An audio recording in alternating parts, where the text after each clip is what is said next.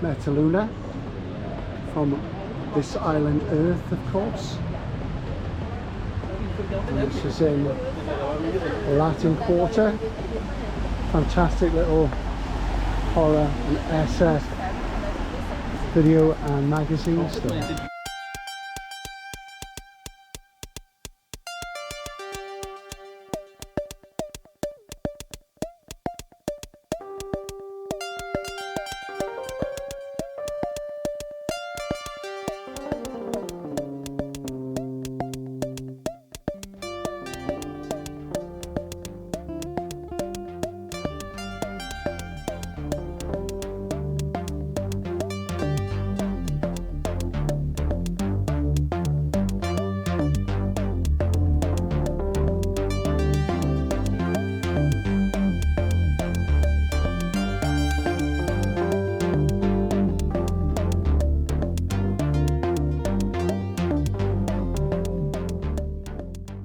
This is Le Hall, which is like a huge shopping mall, several tiers of which are underground, and it blends into the Châtelet metro station. So it's quite sort of futuristic. It's alright actually. It's very busy later in the day. It's an amazing metallic roof. Look at this little guy coming up. Isn't he fantastic? There he is.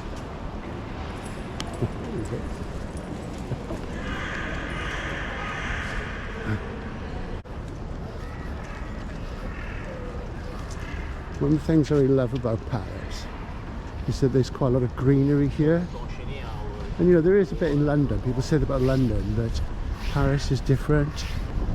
Unfortunately, because it's so close to the end of the Olympics, a lot of the big open spaces right in the historic centre are still covered in bits of stadia and things like that, so it's a bit frustrating really.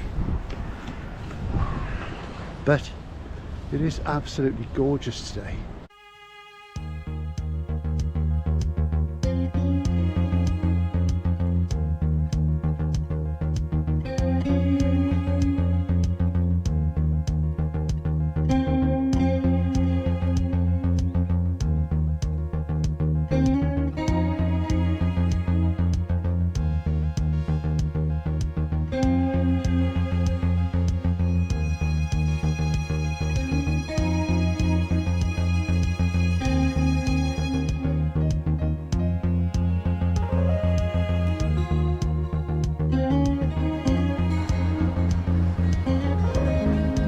Sculpture reminds me of the head in Scanners, remember?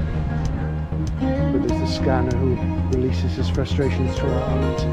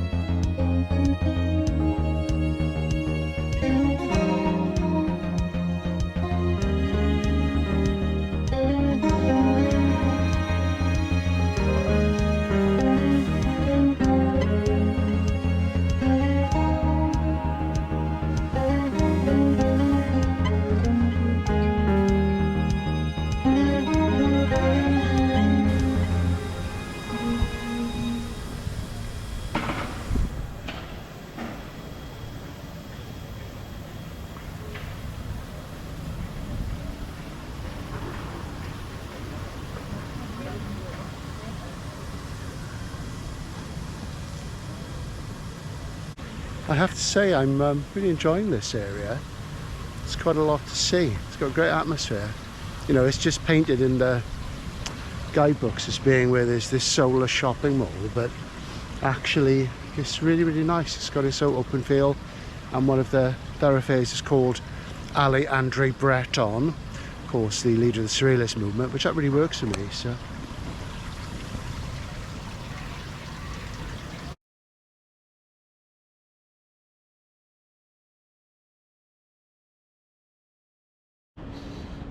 yeah, it's a piece of architecture. I guess it's postmodern. It doesn't feel postmodern, it feels modern, but there's something about, I guess, the materials which makes it feel postmodern. But there certainly isn't a sort of different play of different surfaces indicating eclectic postmodernism. So I would say this is modern architecture still.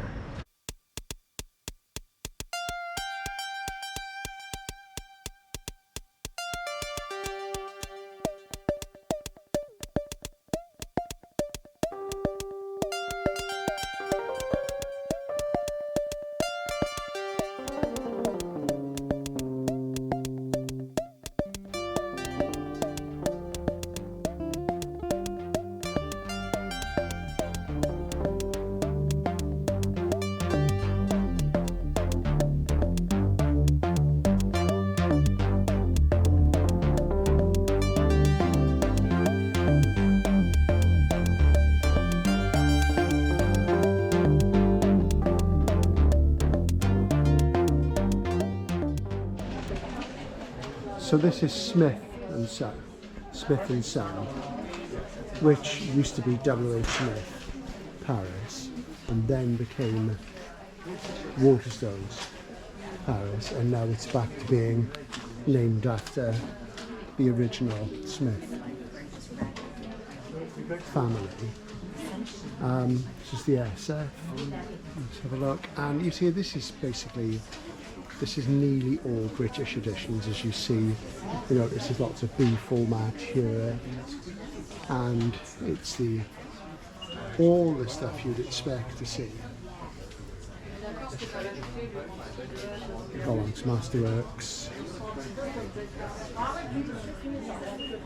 So this is basically British books. There's a couple of American things, Dan Summers there, but you're fundamentally talking about British editions. And this is on Rue de Rivoli. Further down is another bookshop which I showed you last year in the Paris video, which I might do a bit of filming in again because it was so nice. But basically this is mostly stuff which I see in work every day.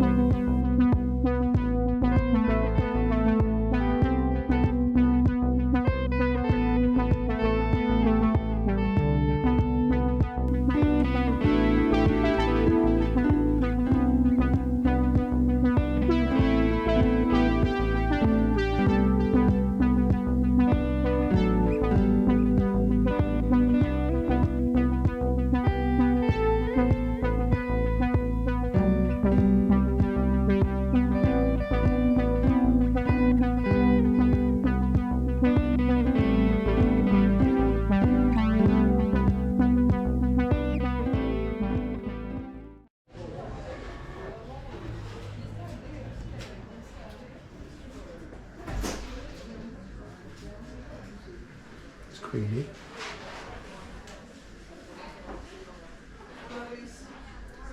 Sold by W.H. Smith in 2020 and became independent again. Julian Bell's are signing there. It's got the old history there. So it was originally Neil's Library, two British brothers in 1870. So you know, these things change all the time. But as I say, you know, it doesn't mention between the 90s it was all stuff, so to mention that, just a bit naughty really. And you think, well, the Stones down for the book trade in the UK.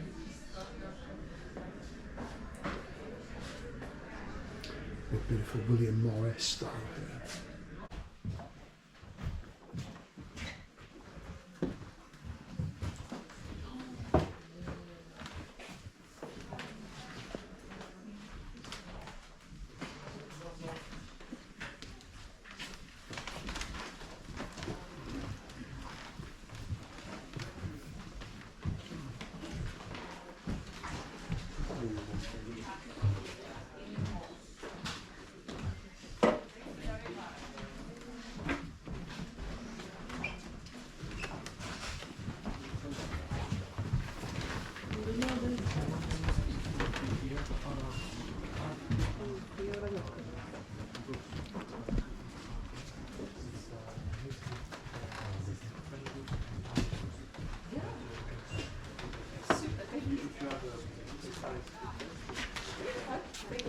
Those ubiquitous penguin profiles.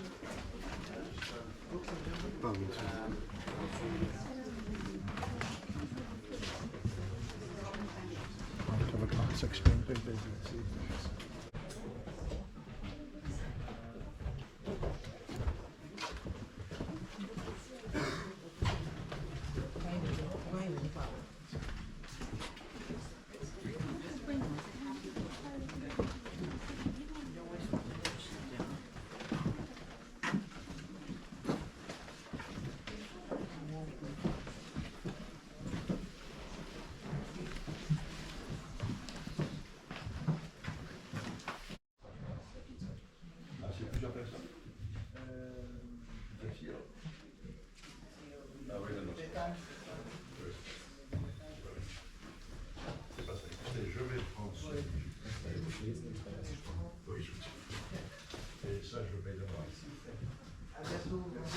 So as last year, I'm sure it is one day for SF and about 6 or 7 or more for fantasy, or romantasy.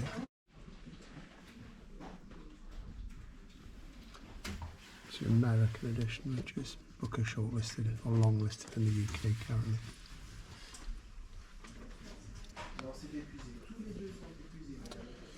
Worcester. Allô, vous m'entendez? Allô?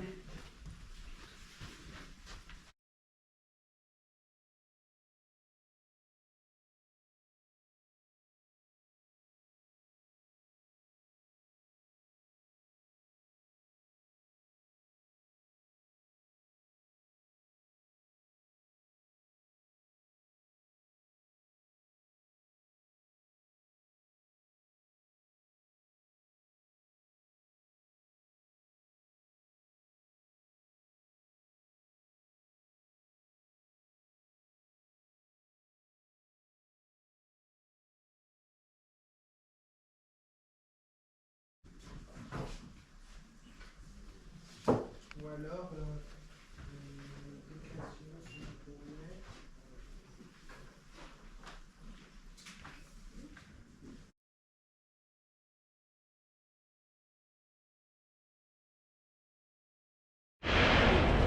and here, by the Seine, Notre Dame casts a long, lonely shadow.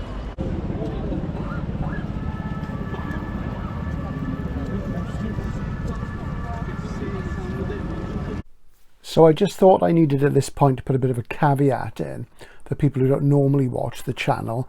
Those of you who do know that I've worked in the book trade as a bookseller, bookshop manager, writer, editor, what have you, for 40 years.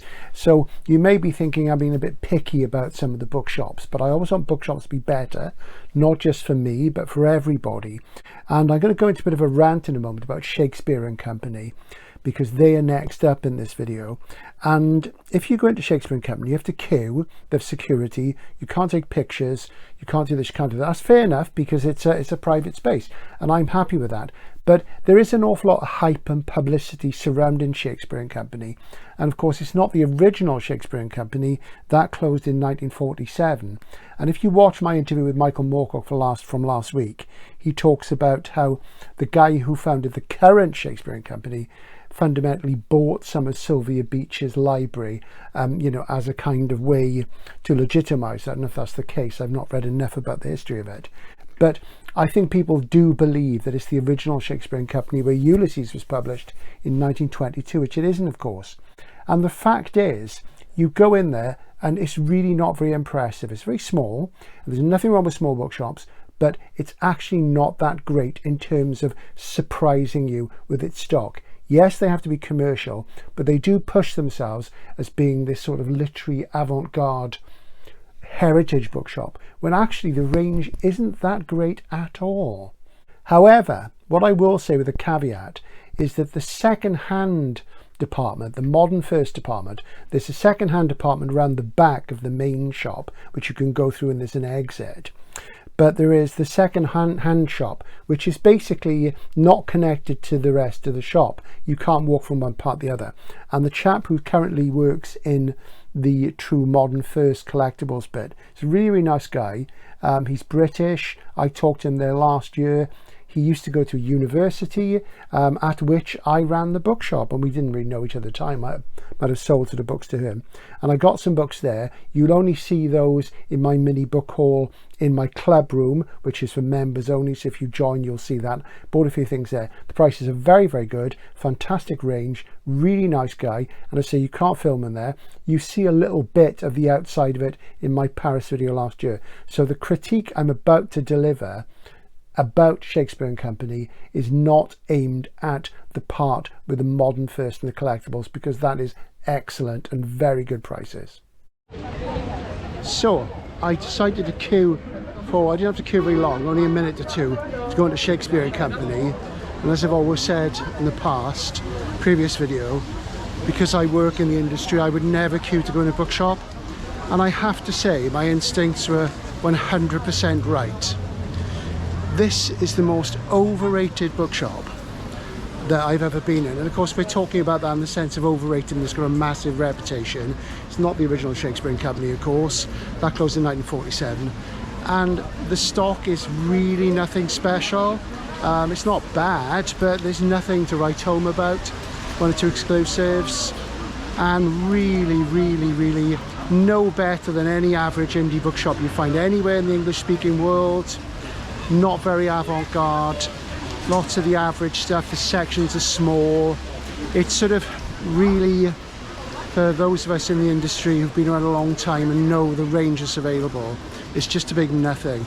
Don't bother. Galignani on Rue de Rivoli is actually miles better, miles better, and more American books there. This is mostly British books.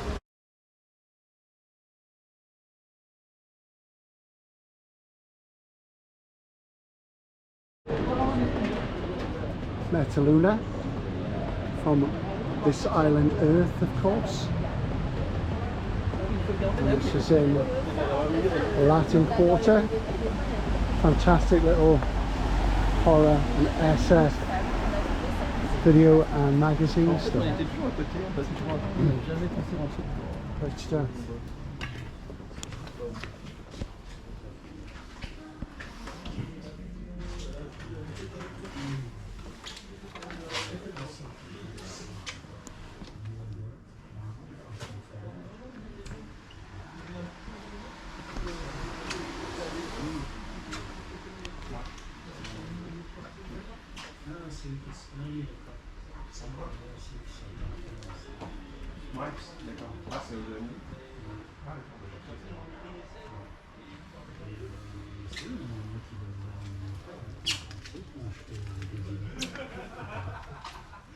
Il y a plein de menus sur le.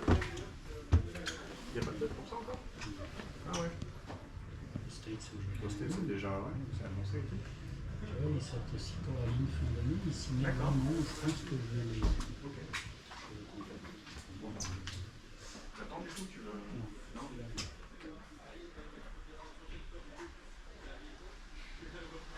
Pas d'infos quand même. Oui.